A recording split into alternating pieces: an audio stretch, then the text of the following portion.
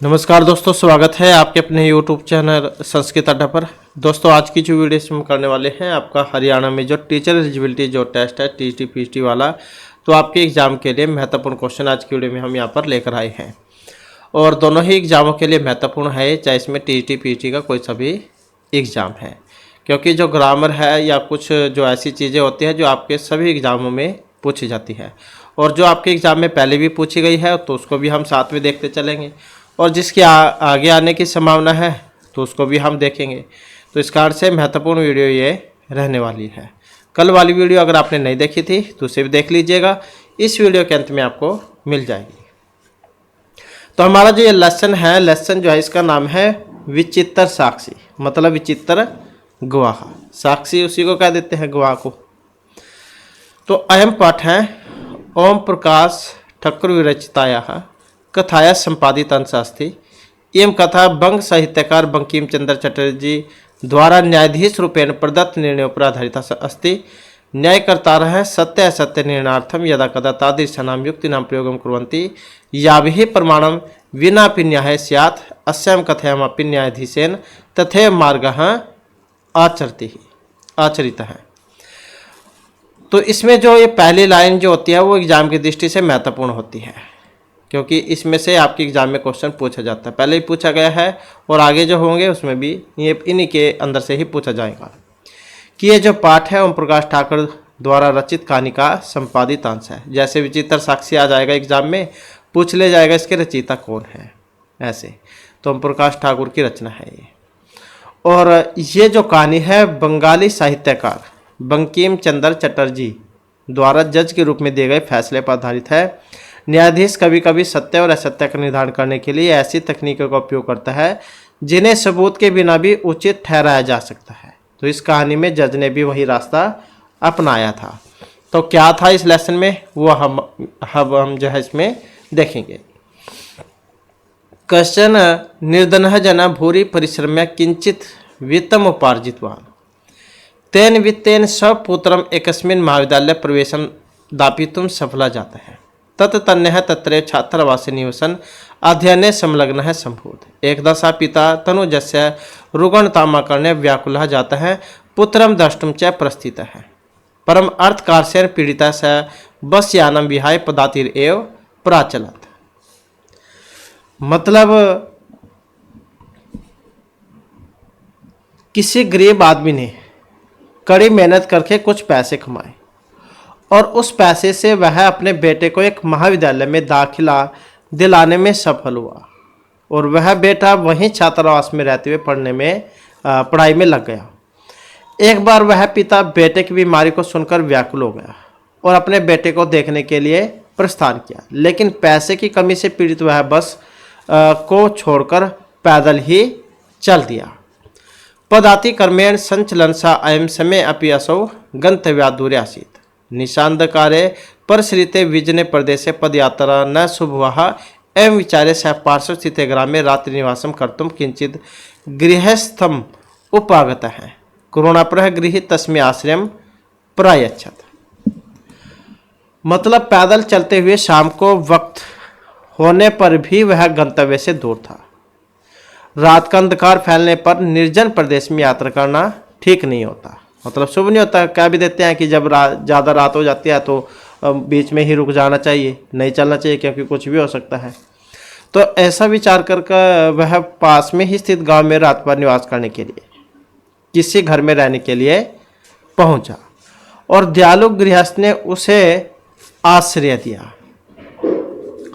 विचित्रा दैवगति ही तस्याम एव रात्रो तस्मिन् गृहे कश्चन चोरः गृहाभ्यन्तरं प्रविष्टः तत्र निहिताम् एका मंजूषामादाय पलायितः। चोरस्य पाधवनेन प्रबुद्धा अतिथि चोर संख्या तम अंधवत् अगृह्णात् च। परं तदानीमेव किंचित् विचित्रम् अघटत्। चोरः एव उच्चैः क्रोशितुम् आरभत। चोरः अयं चोरो अयम् इति। तस्य तारसौरेण प्रबुद्धा ग्रामवासिनः स्वगृहात् निष्क्रम्य तत्र आगच्छन्। वराकम् अतिथिमेव च चोरमत्वा अभर्ष्यन्। यद्यपि ग्रामस्य आरक्षिः एव चोर आसीत्, तत्क्षणमेव रक्षापुरुषः तम् अतिथि चोर अयम् इति प्रख्याप्य कारागृहे प्राक्षिप्त। उल्टी पड़ गई बात। तो क्या होता है इसमें, तो किस्मत की गति अजीब है, मतलब भाग्य जो है वो अनोखा होता है, भाग्य की पंक्तियाँ अलग है। तो मतलब किस्मत कई कई बार धोखा भी दे देती है व्यक्ति की। तो किस्मत की गति अजीब है। उसी ही रात्रि को कोई चोर घर के अंदर घुस आया और वहां रखी हुई बक्से को लेकर भाग गया। चोर के कदमों की आड़ से जागे मेहमान ने चोर की आशंका होने से उसके पीछे दौड़ा और उसे पकड़ भी लिया। लेकिन एक अजीब बात हो गई, चोर ही जोर जोर से चिल्लाने लगा कि यह चोर है, यह चोर है।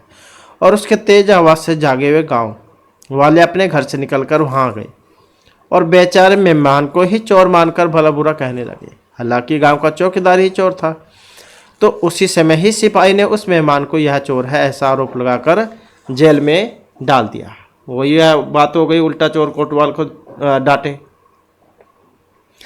अग्रिम दिन आरक्षी ही चोर अभियोगे तम न्यायालयम नीतवान न्यायाधीशा बंकिम चंद्र उभाभ्याम पृथक पृथक विवरणं श्रुतवान् सर्ववृत्तम् अवगत्य स तं निर्दोषम् अमनत् आरक्षणं च दोषभाजनं किन्तु प्रमाणाभावात् स निर्णेतुं न शक्नोत् ततः असौ तौ अग्रिमे दिने उपस्थितुम् आदिष्टवान् अन्येभ्यो तौ न्यायालये स्वपक्षं पुनः स्थापितवन्तौ तदेव कश्चित् तत्रत्यः कर्मचारी समागत्य न्यायवेदत् यत् इतः कोशद्वयन्तराले कश्चित् जनः केनापि हतः तस्य मृतशरीरं राजमार्गं निक्षा वर्तते आदिश्यतां किं करणीयमिति न्यायाधीशः आरक्षणम् अभियुक्तं च तं स्वन्यायालये आनेतुम् आदिष्टवान्। फिर क्या होता है, मतलब अगले दिन, अग्रिम दिने अगले दिन वह पुलिस वाला उस चोरी के आरोप में अदालत ले गया। न्यायाधीश जो थे बंकिम चंद्र, तो इन्होंने दोनों की अलग अलग बातें सुनी, इनका विवरण सुना। फिर पूरा वृत्तांत सुनकर वह उसे निर्दोष माना और उस चौकीदार को दोषी, परंतु साक्ष्य के अभाव से वह निर्णय नहीं कर सका। तब उन दोनों को अगले दिन उपस्थित होने का आदेश दिया। अगले दिन दोनों ने अदालत में अपना अपना पक्ष रखा। तभी वहां के किसी कर्मचारी ने आकर सूचना दी कि 2 कोस दूर किसी को मार डाला गया है और उसका शव हाईवे के पास है। आदेश दीजिए क्या करना चाहिए। न्यायाधीश ने चौकीदार और जो आरोपी था अभियुक्त, उसको उसका शव अदालत में लाने का आदेश दिया। तो आदेशम प्राप्य उभौ प्राचलता तत्तरुपेत्य काष्ठपटले निहितं पटाच्छादितं देहं स्कंदन वहन्तो न्यायाधिकरणं प्रति प्रस्थितो आरक्षिषु स्पर्श देहासीत् अभियुक्तः च अतीव कृशकायः भारवतः स्वस्य स्कन्धेन वहनं तत्कृते दुष्करम् आसीत् स भारवेदन क्रन्दति स्म तस्य क्रन्दनं निशम्य मुदित आरक्षितं उवाच रेदोष्ठ तस्मिन् दिने तव्याहं चोरितायाः मञ्जूषाय गृहात् वारितः इदानीं निजकृत्यस्य फलं भोक्ष्यौ अस्मिन् चौर्याभियोगे त्वं वर्षत्रयस्य कारादण्डं लप्स्यसे इति प्रोच्य उच्चैः अहसत् यथा कथञ्चित् उभौ स्वम् आनीय एकस्मिन् चत्वरे स्थापितवन्तौ। उसके बाद आदेशं प्राप्य उभौ प्रचलता आदेश पाकर वे दोनों आगे बढ़े। वहां पहुंचकर लकड़ी के तख्ते पर रखे हुए कपड़े से ढके हुए शरीर को कंधे पर ढोते हुए वे दोनों न्यायाधीश की तरफ चल दिए। चौकीदार पुष्टदेह वाला था और जो अभियुक्त था आरोपी वो पतला था, तो भारी शरीर को कंधे पर ले जाना उसके लिए बहुत मुश्किल था। तो वह भार के दर्द से रोने लगा। तो उसके रोने को सुनकर खुश हुए चौकीदार ने उससे कहा कि रे दुष्ट, उस दिन तुम्हारे द्वारा मैं चोरी का बक्सा को ग्रहण करने से रोका गया और अब अपने कर्मों का फल भोगो। इस चोरी के लिए तुम्हें 3 साल की जेल की सजा होगी। ऐसा कहकर जोर से हंसा कि किसी तरह वे दोनों शव को लेकर एक चौराहे पर रुक गए। और ये देख सकते हैं ये न्यायाधीश, ये दोनों व्यक्ति वे। और इसके बाद फिर इसमें क्या होता है, न्यायाधीशेन पुनः तौ घटनाया विषय वक्तुम आदिष्टौ आरक्षणे निज पक्षम प्रस्तुतवती आश्चर्य घटत ससभ्य पर्वाकर्म अपरसार्य न्यायाधीशम अभिवाद्य निवेदितवान् मान्यवर एतेन आरक्षण अधवनि यदुक्तं तवर्णयामि तव्य अहम चोरितायाः मंजूषायाः गणाद् वारितः अतः निजकृत्यस्य फलं भुक्ष्यौ अस्मिन् चौर्याभियोगे त्वं वर्षत्रयस्य कारादण्डं लप्स्ये इति। तो उसके बाद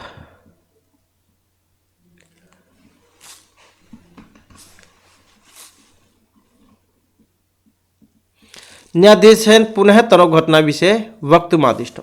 न्यायाधीश जो थे उन्होंने उनको दोबारा से जो घटना जो थी उसके विषय में कहने के लिए आदेश दिया। और आरक्षण निज पक्षम प्रस्तुतवती आश्चर्यम अघटत। और जो आरक्षी था उन्होंने आरक्षी जो था उन्होंने अपने पक्ष को प्रस्तुत करते हुए आश्चर्य के साथ कहा, स प्रकारम अप्रसार्य न्यायाधीशम अभिवाद्य निवेदितवान। तो चौकीदार जो था आरक्षी, चौकीदार अपना पक्ष रखते हुए उसे आश्चर्य हुआ, क्योंकि जो शव था, शव ने ऊपरी कपड़े हटाकर जज को प्रणाम करके निवेदन किया, मान्यवर महोदय, मान्यवर, इस चौकीदार के द्वारा मार्ग में जो कहा गया मैं उसका वर्णन करता हूं। तव्य अहम चोरिताया मंजूसाया।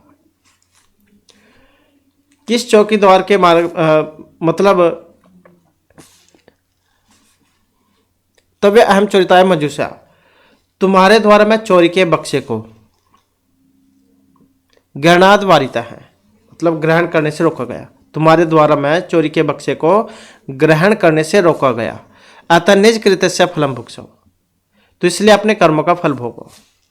और इस चोरी के आरोप में तुम्हें 3 साल की सजा होगी। न्यायाधीशा रक्षणे कारादंडमादिश्य तम जन्म समानम मुक्तवान।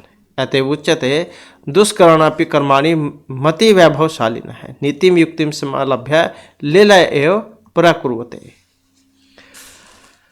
तो जो न्यायाधीश जो थे जज, इन्होंने चौकीदार को जेल के दंड का आदेश देकर उस आदमी को सम्मान के साथ बरी किया। और इसलिए कहा भी गया है अतएव उच्यते। फिर ये जो श्लोक है इसके माध्यम से यहाँ पर बतलाया गया है कि बुद्धि के वैभव से युक्त लोग मुश्किल कार्य भी नीति और युक्ति का सहारा लेकर खेल खेल में आसानी से हल कर लेते हैं। तो दुष्कराणि अपि कर्माणि मति वैभवशालिनः नीतिम युक्तिम समालभ्य लीला एव प्रकुर्वते। मतलब बुद्धि के वैभव से युक्त लोग मुश्किल कार्य भी नीति और युक्ति का सहारा लेकर खेल खेल में आसानी से हल कर लेते हैं। इसके बाद जाते हैं इसके जो वर्ड मीनिंग है, शब्दार्थ। भूरी का मतलब होता है अत्यधिक, उपार्जितवान या अर्जितवान, कमाया, निवसन रहते हुए, प्रसरिते फैले हुए, विजनय प्रदेश से कांत प्रदेश में, शुभवाह कल्याणकारी, गृही गृहस्थ, देवगति भाग्य की लीला, पलायित है भाग गया चला गया, प्रबद्ध है जागा हुआ, त्वरितम शीघ्र, प्रस्थित है चला गया, अर्थकार से धनाभाव के कारण, पदातिरेव पैदल ही, पुंस है मनुष्य का, निहिताम रखी हुई, अंधवत पीछे पीछे गया, अनुधावत मतलब पीछे पीछे गया, क्रोशितुम जोर जोर से चिल्लाने, तार सवरेण ऊंची आवाज में, पहले भी आया हुआ था ये वाला आपका स्टेट के एग्जाम में, अभर्त्सन भला बुरा कहा, प्रख्याप्य स्थापित करके, चोर अभियोगे चोरी के आरोप में, नितवान ले गया, अवगत्या जानकर, दोष भाजनम दोषी, उपस्थापितम उपस्थित होने के लिए, आरक्षिणम सैनिक को, आदिष्टवान आज्ञा दी, स्थापितवंतो रखा, तत्तरते है वहाँ का, नैवेद्यत प्रार्थना की, क्रोश द्वय अंतराले 2 कोस के मध्य में, आदिश्यताम आज्ञा दीजिए, उपेत्य पास जाकर मतलब समीपम गत्वा, काष्ठपटले लकड़ी के तख्ते पर, निहितम रखा या स्थापित भी क्या देते हैं, पट आच्छादितम कपड़े से ढका हुआ, वहनतव धारण करते हुए या वहन करते हुए, कृष काया है कमजोर शरीर वाला, भारवत है भारवाही,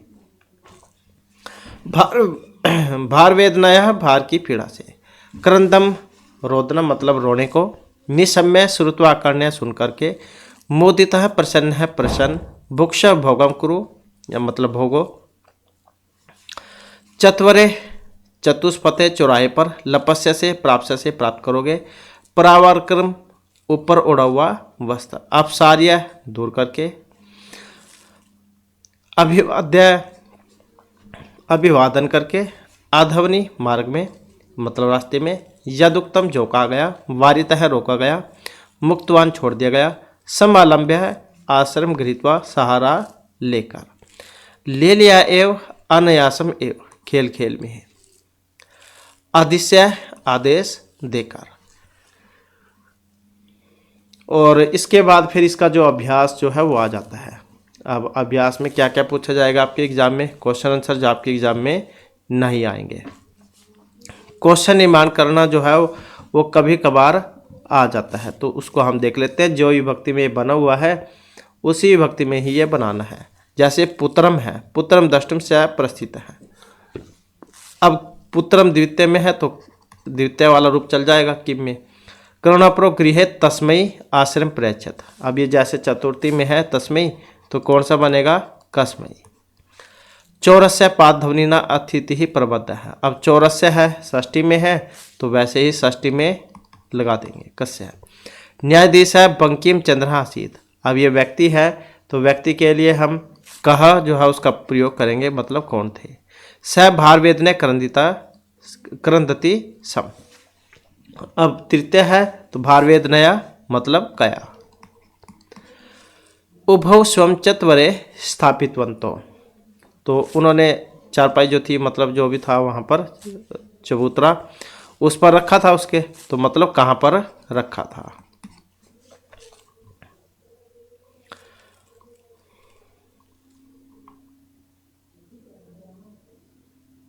इसके बाद आ जाता है जो यहाँ पर संधि है।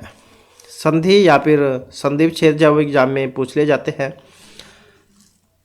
पदाति एव है, इसको अलग अलग करेंगे, क्या बन जाएगा, पदाति ही ये अलग हो जाएगा और एव ये अलग हो जाएगा। निशा अंधकार, यहाँ पर भी निशा अलग हो जाएगा क्योंकि दीर्घ में है, निशा अलग हो जाएगा और जो अंधकार है ये अलग हो जाएगा। अभ्यागतम यण संधि में बन जाएगा, ये को या होकर तो क्या बन जाएगा, अभ्यागतम अभ्यागतम। भोजन प्लस में अंत्य अ है, यहाँ पर भी अ है तो दीर्घ संधि में बन जाएगा, भोजनांते हो जाएगा, भोजनांते भोजनांते। चोरो अयम है तो चोर है विसर्गों को ये ओ हुआ था इसमें तो क्या बन जाएगा, चोरह और अयम, चोरह अयम। गृह प्लस में अभ्यंतरी, यहाँ पर भी अ है इसमें भी अ है तो दीर्घ संधि में बन जाएगा, गृह और अभ्यंतरे, गृह अभ्यंतरे। इसके बाद है लीलिया एव, वृद्धि में है तो क्या बन जाएगा, लीलिया लीलिया और प्लस में एव। यदुक्तम है तो क्या हो जाएगा, यत प्लस में और उक्तम। प्रबुद्ध है प्लस में अतिथि, विसर्ग को ओ हो जाएगा इसमें तो क्या बन जाएगा, प्रबुद्धो और अतिथि। तो इस प्रकार से संधि और संधि विच्छेद बनेगा। विसर्ग है तो विसर्ग है। अधो लिखितानि पदानि भिन्न भिन्न प्रत्ययानि सन्ति तानि पृथक पृथक कृत्वा लिखा था। वेरी वेरी इंपॉर्टेंट है एग्जाम की दृष्टि से। तो किस में कौन सा प्रत्यय यहाँ पर लगा है ये भी आपका पता लग जाएगा। अब जैसे कि लैप वाला है, लैप जो होता है उसमें सुर में उपसर्ग होता है, ये आप याद रखिएगा। अब जैसे कि इसमें परिश्रम है, परिश्रम और लैप ये वाला है तो लैप प्रत्यय इसमें हो जाएगा। और कौन कौन से में है लैप, और इसमें देखिए वी हा और लैप ये भी हो सकता है। और कौन सा हो जाएगा, ये आधा और लैप ये भी बन जाएगा। और कौन सा बन सकता है, ये वाला सम आ गम लैप ये वाला, ये भी लैप में है। कत को अगर हम देखें तो कत में विसर्गा होती है। अब विसर्गा देख सकते हैं तो कौन से में है यहाँ पर विसर्ग?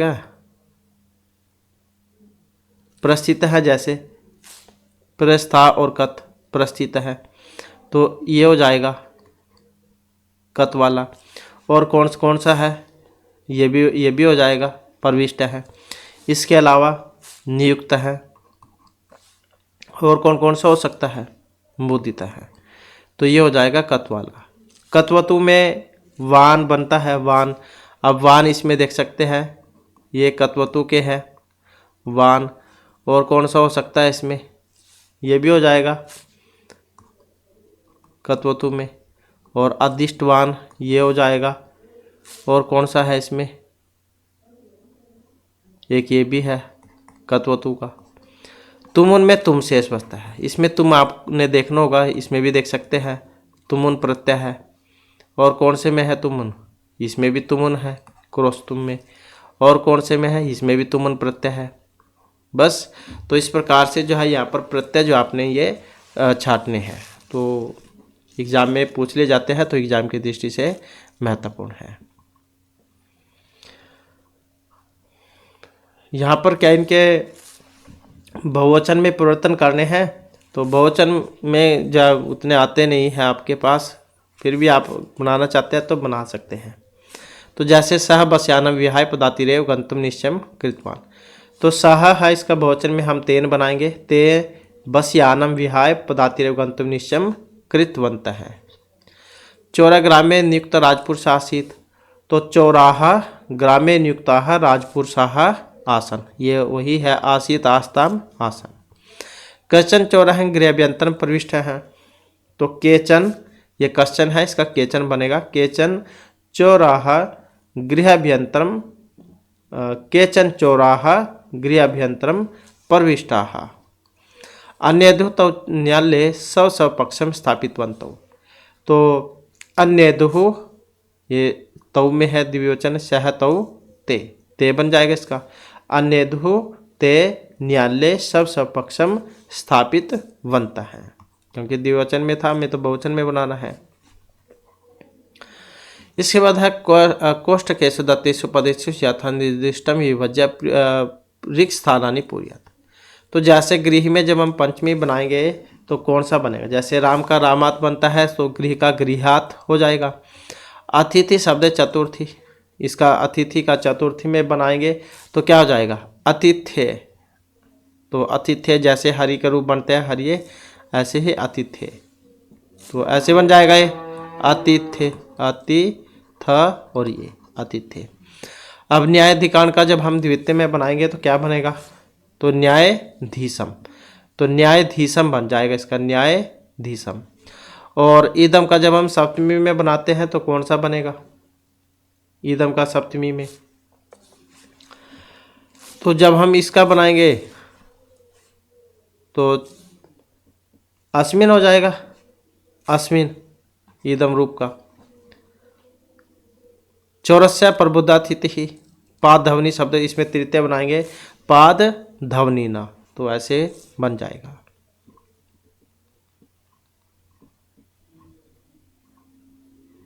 इसके बाद आ जाता है यहाँ पर व्याकरण।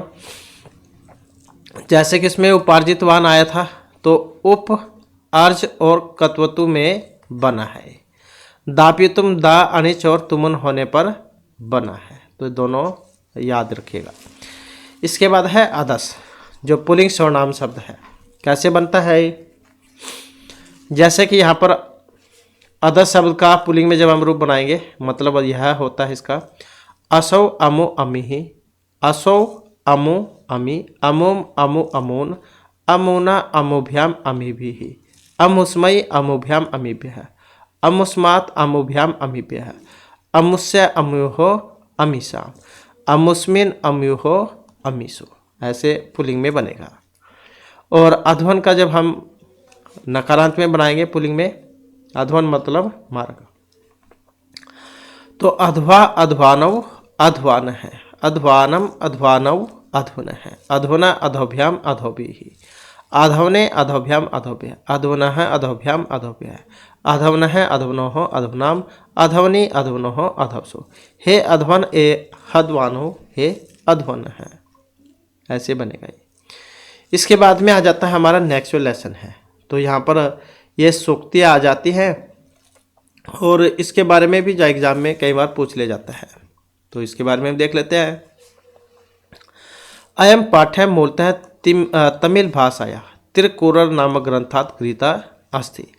अयम ग्रंथः तमिल भाषायां वेदिति कथ्यते। अस्य प्रणेता तिरुवल्लुवर वर्तते प्रथमशताब्दस्य काल स्वीकृता अस्ति। धर्मार्थ कामप्रतिपादकयोः अयम ग्रंथः त्रिषु भागेषु विभक्तः अस्ति। तिरु शब्दः श्रीवाचकः अस्ति, अतः त्रिकुल शब्दस्य अभिप्रायः भवति श्रिययुक्त वाणी। अस्मिन् ग्रन्थे मानवानां कृते जीवनोपयोगी सत्यं सरसबोध गम्यपदैः प्रतिपादितम् अस्ति। मतलब ये जो लेसन है, तमिल जो भाषा है, इसके त्रिकुलर नामक जो ग्रंथ है उसमें से लिया गया है और ये ग्रंथ तमिल भाषा का वेद माना जाता है। इसके प्रणेता तिरुवल्लुवर है। इनका काल जो प्रथम शताब्दी है ये माना गया है और 3 भागों में बटा हुआ है, धर्मार्थ काम में। तिरु शब्द श्रीवाचक है, तो इस प्रकार से त्रिकुल शब्द जो है इसका मतलब क्या हो जाता है, इसका अभिप्राय श्रेयायुक्त वाणी। और इस ग्रंथ में मानव जाति के लिए जीवन उपयोगी सत्य और सरस भाषा युक्त प्रतिपादित है। तो एग्जाम की दृष्टि से क्या महत्वपूर्ण हो जाता है ये, जैसे कि ये त्रिकुलर है, कौन सी भाषा का है ये, तमिल भाषा का। रचिता कौन है, तिरुवल्लुवर। नाम से भी आसानी से याद रह जाएगा, त्रिकुलर तिरुवल्लुवर एक जैसे से ही हैं देखने में भी, तो आसानी से याद रह जाएगा। तो अब इसके जो यहाँ पर पद्यांश है वो आ जाते हैं। पहला पद्यांश क्या कहता है, तो क्या कहा गया था, पिता यस्ति पुत्राय बाल्य विद्यधन भैत पिता से किम तपहते पे इत्युक्ति कृतज्ञता। कि मतलब पिता जो है पुत्र को बाल्यावस्था में ही एक बहुत बड़ा विद्या रूपी दान दे देता है और पिता ने इसके लिए कितना तप किया, यह कथन ही उसकी प्रति कृतज्ञता है। कि पिता पुत्र को बाल्यावस्था में ही एक बहुत बड़ा विद्या रूपी धन दे देता है, पिता ने इसके लिए कितना तप किया, यह कथन ही उनके प्रति कृतज्ञता है। नेक्स्ट यहाँ पर पद्यांश है, अवकृता यथा चिते तथा वाचि भवेत यदि तदेव आहु महात्मनः समत्वम इति तथ्यतः। कि जैसी निष्कपटता सादगी मन में हो वैसे ही यदि वाणी में भी हो तो उसे ही महात्मा लोग वास्तव में समत्व कहते हैं। समत्व मतलब मन और वाणी की समानता, मतलब जैसा कोई बोलता है वैसे ही उस पर अमल भी करता हो। जैसी निष्कपटता सादगी मन में है वैसी ही यदि वाणी में भी हो तो उसे ही महात्मा लोग वास्तव में समत्व कहते हैं। मतलब जो बात कह रहा है उसी के ऊपर अमल भी करता हो, वैसे वो होता भी हो। बहुत से ऐसे होते हैं जो वैसे ही फोरिया मारते रहते हैं लेकिन ऐसा कुछ होता नहीं है, मतलब जो कह दिया तो वो उसके ऊपर अमल भी करता हो। इसके बाद है त्यक्त्वा धर्म प्रदाम वाचम पुरुष या अभ्युद्रेत परित्यज्य फलम पकम भुक्त्वे अपक्वम विमूढ़ धीहि। कि जो धर्मशील वाणी को त्याग कर कठोर वाणी को बोलता है, त्यक्त्वा धर्म प्रदाम वाचम पुरुषम या अभ्युद्रेत। कि जो धर्मशील वाणी को छोड़कर कठोर वाणी बोलता है वह बेवकूफ, वह जो विमूढ़ मतलब मूर्ख बुद्धि वाला, पके हुए फल को छोड़कर कच्चे फल को खाता है। कि जो धर्मशील वाणी को त्याग कर कठोर वाणी बोलता है वह मानो पके हुए फल को छोड़कर कच्चे फल को खाता है। नेक्स्ट आ जाता है विद्वांस लोके अस्मिन् चक्षुष्मन्तः प्रकृतिता अन्येषां वदने ये तू ते चक्षु नामनी मते। किस दुनिया में विद्वान लोग ही नेत्र वाले कहे गए हैं। विद्वान से लोके अस्मिन् चक्षुष्मन्तः प्रकृतिता, किस दुनिया में विद्वान लोग ही नेत्र वाले कहे गए हैं। अन्य श्याम वदने ये तू ते चक्षु नामनी मते, कि दूसरों के चेहरे पर जो आंखें वे नाम मात्र के ही नेत्र हैं। किस दुनिया में विद्वान लोग ही नेत्र वाले कहे गए हैं, दूसरों के चेहरे पर जो आंखें हैं वे केवल नाम मात्र की ही आंखें हैं। नेक्स्ट आ जाता है ये यत् प्रोक्तम येन केनापि तस्य तत्वार्थ निर्णय कर्तुम शक्य भवेत् यदेन स विवेक इति इति हैं। मतलब जिस किसी के द्वारा जो कुछ भी कहा गया है, जिस किसी के द्वारा भी जो कुछ कहा गया है उसके यथार्थ का निर्णय जिसके द्वारा किया जा सकता है वही विवेक है। तो जिस किसी के द्वारा जो कुछ भी कहा गया है उसके यथार्थ का निर्णय जिसके द्वारा किया जा सकता है वही विवेक कहा गया है।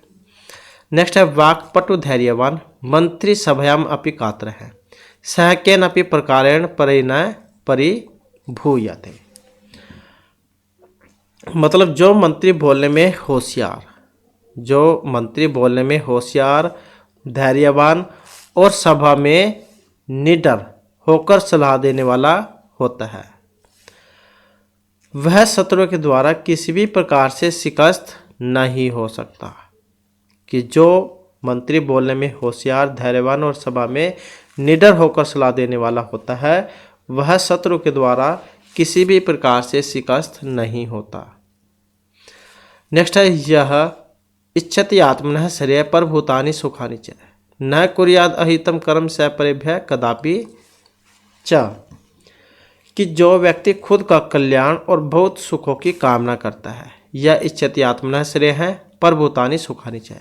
कि जो व्यक्ति खुद का कल्याण और बहुत सुखों की कामना करता है उसे दूसरों के लिए भी कभी अहितकारी काम नहीं करने चाहिए। मतलब जो सोचता हो कि मेरा हमेशा भला हो, मेरे ऊपर कोई कष्ट ना आए, तो उसे दूसरों के साथ भी ऐसे ही करना चाहिए। मतलब दूसरों के साथ भी कभी बुरा व्यवहार नहीं करना चाहिए, क्योंकि जब आप अपने साथ अच्छा चाहते हैं तो आपको दूसरों के साथ भी अच्छा ही करना होगा, तभी तो दूसरा आपका भला चाहेंगे। कि जो व्यक्ति खुद का कल्याण और बहुत सुखों की कामना करता है उसे दूसरों के लिए कभी अहितकारी काम नहीं करने चाहिए। इसके बाद है आचार है प्रथम धर्म इति एतत् विदुषाम वचः है तस्मात् रक्षेत सदाचारम प्राणिव्यापी विशेषता है। कि सदाचार जो है मानव का प्रथम धर्म है। आचार प्रथम धर्म इति एतत् विदुषाम वचः है, मतलब विद्वानों का वचन था कि सदाचार मानवों का प्रथम धर्म है, इसलिए सदाचार की रक्षा प्राणों से बढ़कर भी करनी चाहिए। सदाचार मानव का प्रथम धर्म है ऐसा विद्वानों ने कहा है, इसलिए सदाचार की रक्षा प्राणों से बढ़कर करनी चाहिए। ऐसे ये सारे श्लोक थे।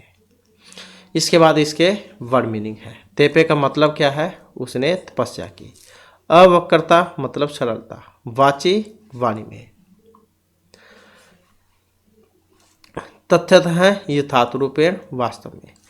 परुषाम कठोर, अभ्युदरेत बोलना चाहिए। विमूढ़ ही अज्ञानी ना समझ, मूर्ख बुद्धि वाला भी कह देते हैं। वाक्पटु संभाषण या वार्तालाप में चतुर। चक्षुष्मंत है नेत्रों से युक्त। वदने मुख पर। ईरित है कहा गया। परिभूयते अपमानित किया जाता है। अकातर है मतलब जो डरपोक ना हो, निर्भीक। श्रेय है कल्याण। परभृतानि अत्याधिक, विदुषाम विद्वानों का। तो इस प्रकार से जो है यहाँ पर इसके शब्दार्थ थे। और इसके बाद आ जाते हैं इसके अभ्यास। अभ्यास में क्वेश्चन आंसर आपके एग्जाम में नहीं आएंगे, तो प्रश्न निर्माण करने के बारे में आपको पता होना चाहिए। तो जैसे कि यहाँ पर विमूढ़ि पक्वम फलम प्रत्यजय पक्वम फलम भुंक्ते, तो इसका बना है विमूढ़ि है मूर्ख बुद्धि वाले, मतलब कौन व्यक्ति था, तो कहा पक्वम फलम प्रत्यजय अपक्वम फलम भुंक्ते। और संसारे, संसारे विद्वांस है ज्ञान चक्षु भी नेत्रवंत है कथ्यन्ते। तो संसारे के क्या जाएगा? संसारे के ज्ञान चक्षु भी नेत्रवंत कथ्यन्ते। जन के सुताय शाश्वे विद्याधनम दियाते। तो सुताय मतलब चतुर्थी, तो जनकेन कस्मयी क्या जाएगा? कस्मयी। तत्वार्थस्य निर्णय विवेकेन कर्तुम शक्य है। जैसे कि षष्ठी में बना है तो षष्ठी में हम बना देंगे कस्य। धैर्यवान लोके परिभव न प्राप्नोति। धैर्यवान कुत्तर पराभव न प्राप्नोति। आत्म कल्याणम इच्छन नरः परेशान अनिष्टम न कुर्यात्। परेशान मतलब केशाम, तो सेम विभक्ति में बन जाएगा।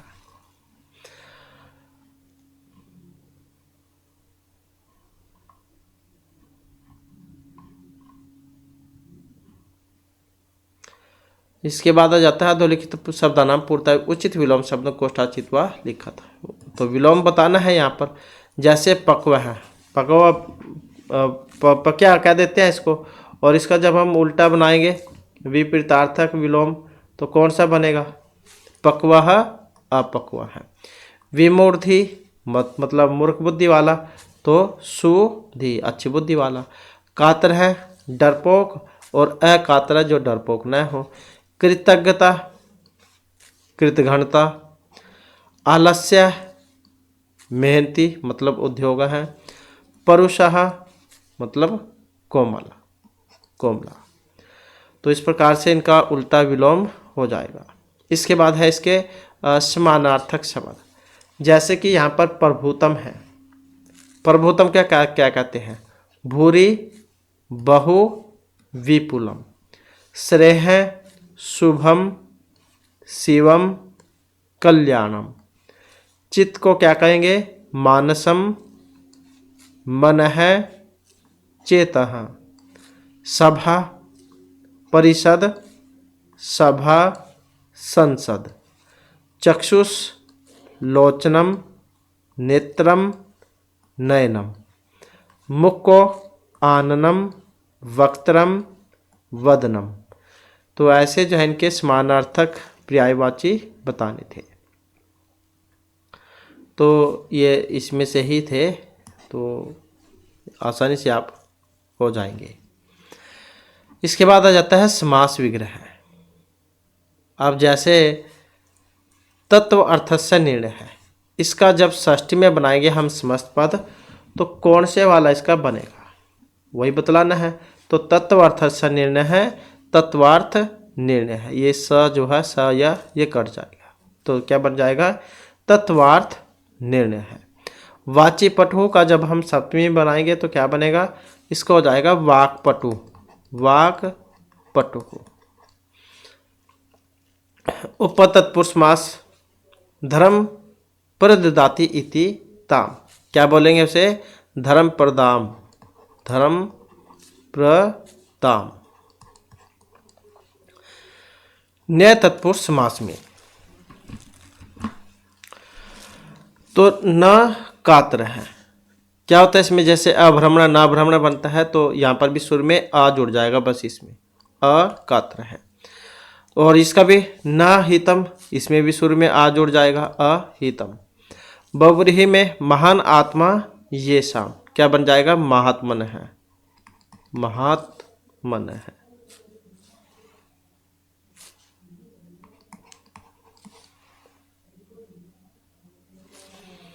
विमूढ़ाधि यशस, क्या बन जाएगा, विमूढ़धि। विमूढ़धि। तो इस प्रकार से जो है ये बन जाएगा।